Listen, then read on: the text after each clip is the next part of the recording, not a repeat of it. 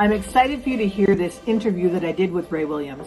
I invited Ray as a guest on my podcast because Ray always speaks his mind in life and definitely in business. I thought it would be so helpful for him to share with us how, in his extensive career, he's been able to navigate the corporate waters and some of the interesting personalities that we find there, while always managing to be candid and honest. There's so many other topics that come up as well, and I really hope you enjoy this interview.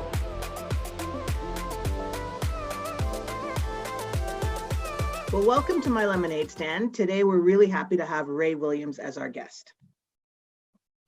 Absolute pleasure, and thank you for the invitation, Dion. Yes, well, thank you. So first, I want to introduce Ray and let you know he's a very good friend.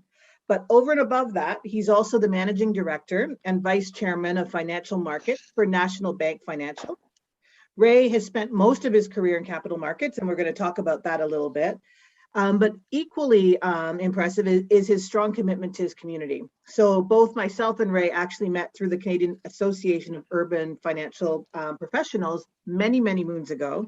And I know that today, Ray, in addition to the work that you continue to do for that organization, you're also a board member of 100 Strong, and you're a co-founder and chair of the Black Opportunity Fund.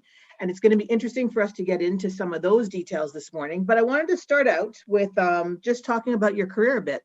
So you've spent most of your career in capital markets, and you've worked for the largest banks in North America and the UK. So we know already that you have the technical skills, but tell us about some of the leadership skills that helped you to progress in your career, either leadership skills that you just had or things that you had to develop to help you to progress through your career. So that's interesting. So I would say that communication is probably the biggest one. I've been pointed out as Mr. Chatty Man on more than one occasion. Because I do like to, I do like to engage people. I'm one of those people that I was very curious about who people are, where they're coming from, points of view, and so communication is really of paramount importance. And it's probably what's made me a half decent salesperson over the many years. So I would say that is a fundamental aspect of a leadership skill that might be foundational for success. But right.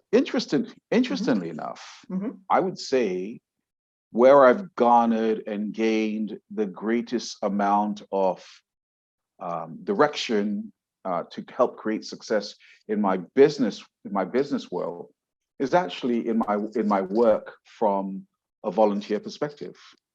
Because one of the things around leadership I found very early days, and you and I worked very closely together when I was president of the organization way back in 2000, over 20 years ago.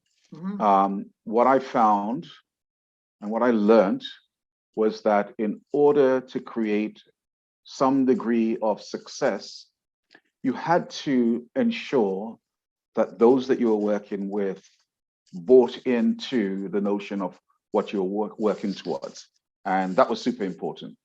And so there was a certain amount of humility that brought to the situation. It's like, within a workforce, if you're a boss, you can say, I need this done, I need this done.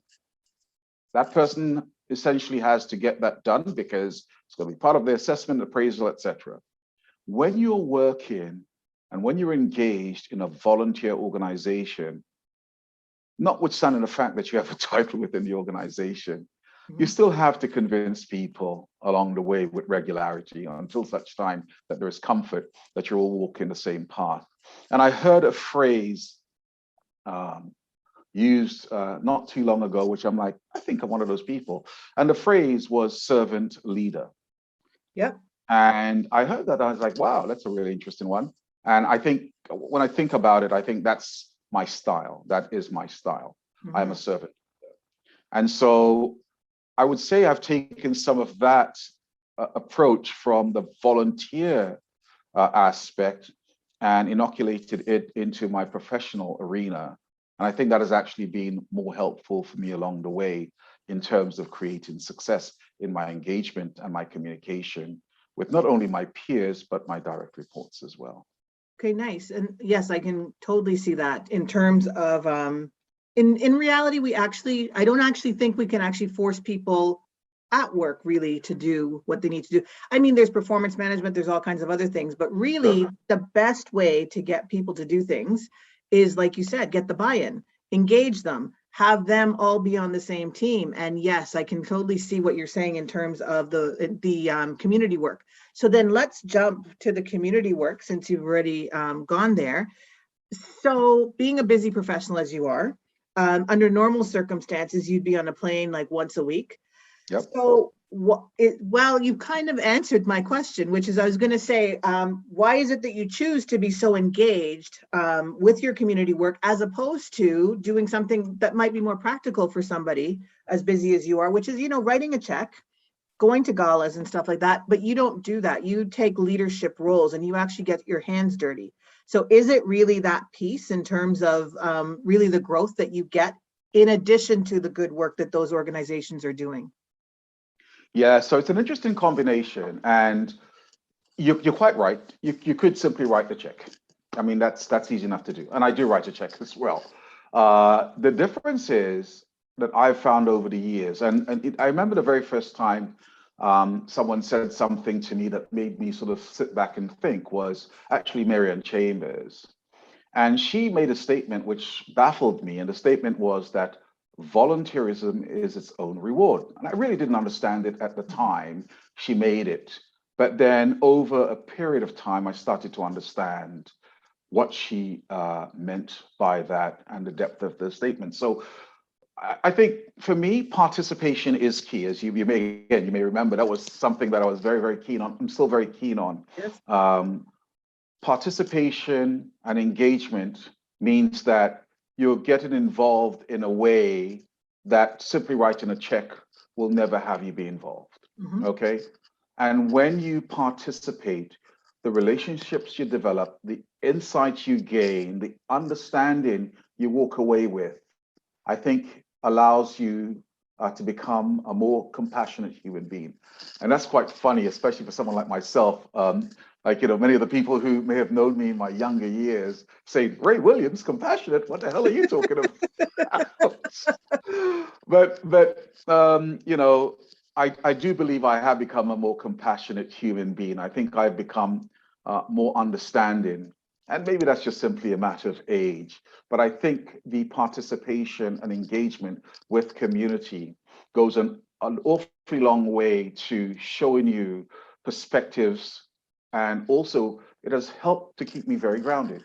I'm the little black kid from the islands with my bare feet, running around, my raggy pants, etc. at age 8, 9, prior to going to the UK. And,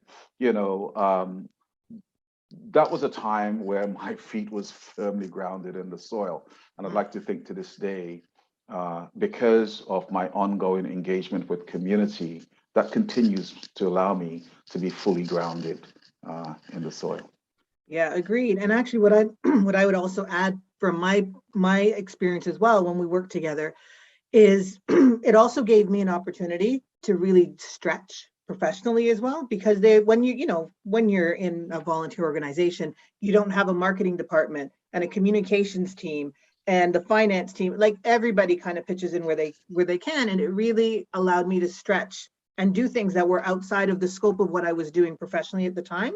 So Correct. that was a huge boost. So again, there are just so many benefits over and above the actual focus, which is doing whatever the mandate is of the organization. There's just so much more to be gotten. And then, of course, you have lifelong friends as well. That's another benefit that we have, right? So I got to tell you, when you actually look at it, the value proposition is much larger than one might appreciate on the outset. And it's interesting because you brought back a couple of memories for me around when people would ask, so what's in it for me joining NAUB, UFSC, CAUFP?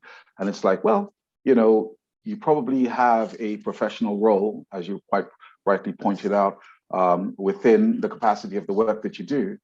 But, the opportunity is there to add a bunch of soft skills to your CV around project management. You may not be a project manager, but guess what? When you get engaged with us, you will be engaging in a way that will have it be that you have to deliver certain things to the organization and to community. And that involves planning and execution. And so you are actually getting experience in places and spaces that the work situation may not offer to you. You grow through these, right? So a lot of value inherent in the whole notion of undertaking and participating directly and supporting your community. And look, at the end of the day, it's, you know, it doesn't have to be your community specifically. We're all part of the wider community. So I've always expressed to people, it is important to find your passion. And those are the areas that are really going to shine for you. However, build out where it is that you deliver kindness, charity, and volunteerism. So, you know, for me, yes, over the last number of years, it has been focused more on the Black community where I really feel I need to deliver. But in past years, it's been, you know, CPA Canada, it's been the Canadian Foundation for AIDS Research. It's been just a whole bunch of organizations where I had the opportunity to help. I had the opportunity to possibly make a difference. And I think, you know, along the way, I've walked away a person more fulfilled with a lot more insight than I would have ordinarily. Okay, nice. So I can't speak to you without asking you about one signature trait of yours, which is being outspoken.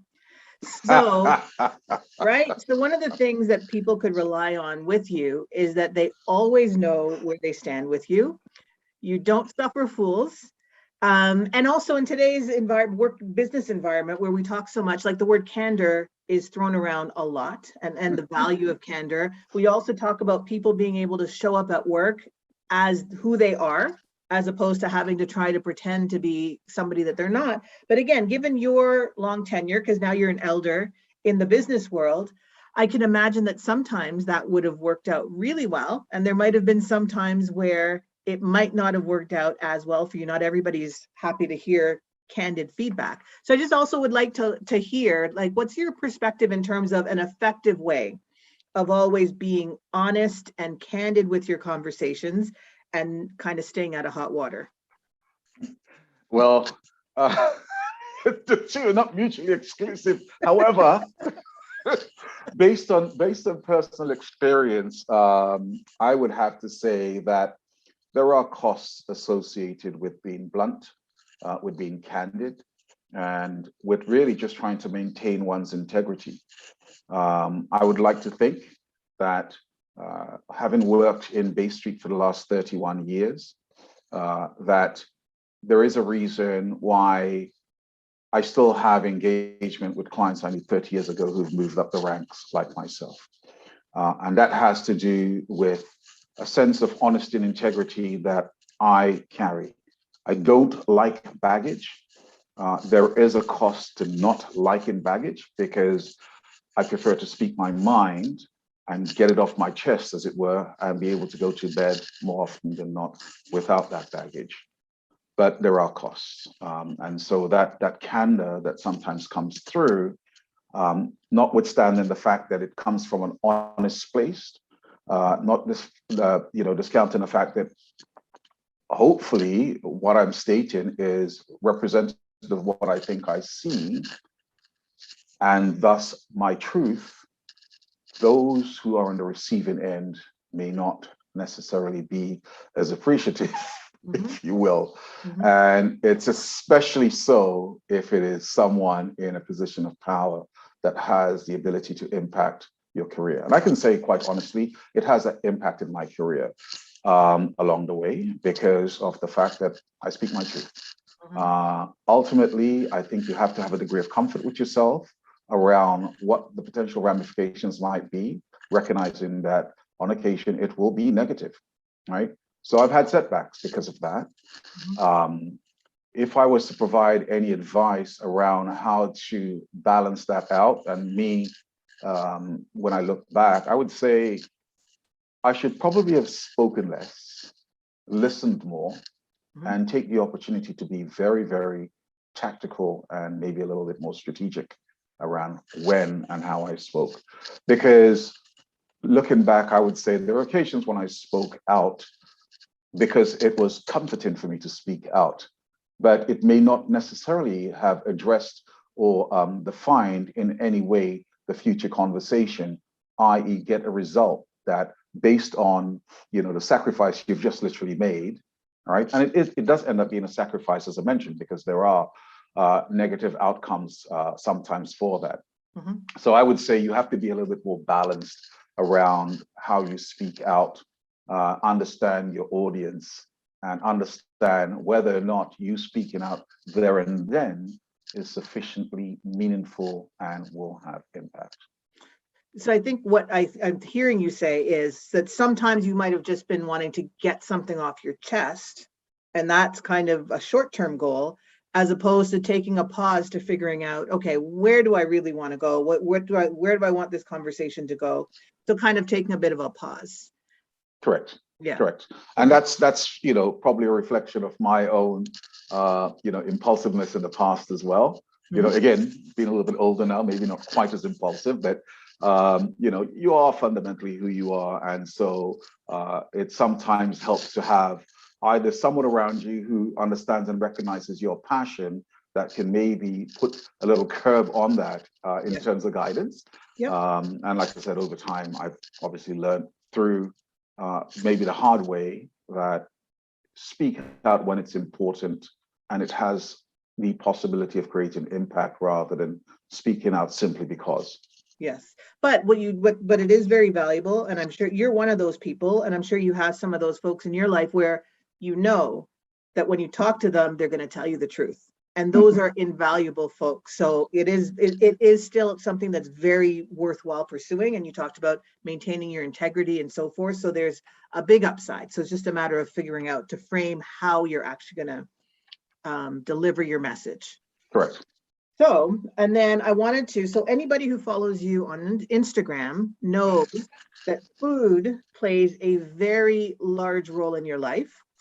And it seems like whenever you want to blow off some steam, seems like you head off to like a farmer's market or to a butcher shop so that you could then whip up some amazing dishes. So am I interpreting correctly that cooking and food is kind of your creative outlet and a way for you to kind of de-stress?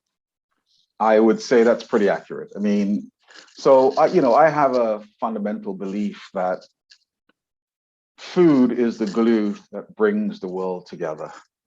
There's nothing more joyous than when you travel, breaking bread with people locally. And the other aspect of food within within a global perspective is all the amazing types of ingredients that are available, especially here now in Canada, right? I mean, when I look at the food scene from when I arrived 31 years ago, you'd be hard pressed even in Bay Street to find, actually, you could not find a restaurant in Bay Street. I remember very clearly you had a wine bar, which was Vines on Wellington Street, which sort of very reminiscent of London, the city of London for me. Over and above that, when you wanted to go out to dinner, you'd go either Yorkville, King Street East, King Street West, but there's nothing in that actual Bay Street 3x4. And then along comes Jump, and then after that it's Aqua, then Canoe, and then suddenly, we've got restaurants downtown. Yes, it's an but also, Mm-hmm. Right. But what it also represents is that the change in food scene in Canada, especially in the GTA, as you've had immigrants from different places arrive. So whether you want to talk about Ethiopian cuisine, Eritrean cuisine, lots of similarities, more Lebanese restaurants, more Afghan restaurants, African restaurants turning up in the city, the ubiquity of the patty, now you can get everywhere. The fact that there were very few Thai restaurants in 1990 when I arrived, and now supposedly every food court has Thai food, which is quite interesting. But for me, I live out in Oakville. Mississauga is fantastic. On a Saturday morning, I can go out and I can, hit up TNT, Nations, Little India, PAK Korean food store, and on and on and on. And the joy of all of that is you go in and you see something that may be on special and looks different and you want to try it out. And it's like, okay, you're going to form a meal around that for Sunday or whatever it might be. But the food component really has been a very important part of the balance in my life. And yes, it is probably one of the main stress relievers in my life, because I could have the worst day on the planet. And if I go home and open the fridge and start pulling out ingredients, my wife often says, well, there's nothing to eat. And, half an hour later after chopping, and the chopping itself is, it's like just, it takes you away, because now my head is into a space about, okay, I've got this, what can I add to it? What's the outcome here? And so it literally transports you. It's my happy place. It is my happy place. I love to grill. I love to cook. And probably when I look back, inadvertently, I signed up. And I'm not sure it's inadvertent, but I signed up for George Brown's College Culinary Arts program in the midst of the financial crisis. So between 2008 and 2011, I managed to do all the courses required to get my culinary arts program. And as you can imagine, that was a very ugly period of time for financial markets. But just the joy of looking forward to putting on my whites on a Saturday or Sunday and going for 4 hours into a kitchen where you've been taught different aspects of food and then coming away with amazing meals. It was a truly joyous thing. And to this day, I'm thankful for it. But more importantly is, let's get back in the air again, because there are so many places that are still on my to-do list. My vacations tend to be now from a number of perspectives. It is food, cultural, wine. Let's find the location and let's go and discover it. Very nice. And I'd imagine, because you said that happened at that period of time when you got your certification through George Brown, I would imagine that actually enhances all the other parts of your life as well, because you have a bad day. I'm sure you're not the most pleasant. I'm not the most pleasant person when I come home after having a bad day, but it's something that flips the switch, and all of a sudden your family life is about this great meal and stuff like. And then of course I can see how those can also factor into, now you're refreshed when you go back at it. You're not worn down as you were at the end of the day. You're coming back with a fresh attitude because you've been able to re-energize and refill your gas tank, so to speak. Yeah, so look, one of the things I had to learn in the early 90s, early mid-90s, I traded on the CIBC swap desk. And we went through some ugly times back then. My daughter would have been 3.5, almost 4, and we had a son at that point in time. Because there are 3 years between my children. What I was trying to get at is that, I've been through a number of ugly markets, and there was a lot of ugly stuff happening circa 94 into 95, Procter & Gamble, just a whole bunch of ugly stuff. And as a derivatives trader, dealing with futures, swaps, etc., a lot of stress. And one of the things I had to learn was that when I went home, my eldest, Kelsey, would rush to the door and grab her daddy. And so it didn't matter what had gone on in my day. I had to recognize that this child was just pure joy, etc. So I made a habit of actually, before I stepped into the house, wiping my feet a number of times. And it was a way of making a statement about leaving the grime, the ugly, and other aspects of whatever had happened during the day at the front doorstep, so that when I stepped into my life and stepped into my children, etc. Didn't always work, but it was something that I chose to do, recognizing who I was and recognizing that I cannot bring the stresses and pressure into the house. And so I rarely talk about work at home, simply because of that situation. Nice. Well, thank you so much, Ray, for sharing your wisdom, your ideas, your tips, your stories with us today. This was really a great treat. And I look forward to being invited to one of these meals that I keep seeing popping up on my Instagram feed. So I'll cross my fingers for that. Well, it's definitely there. You know, it's always been an open invitation, and I do remember you also suggested to me that maybe I sort of hold a barbecue class or something of that nature. So you That know, would be awesome. maybe we'll mix and match. Yes, sounds good. All right. Well, thank you, Ray. Thank you so much, Dion. Always a pleasure to see you. All right. Take care.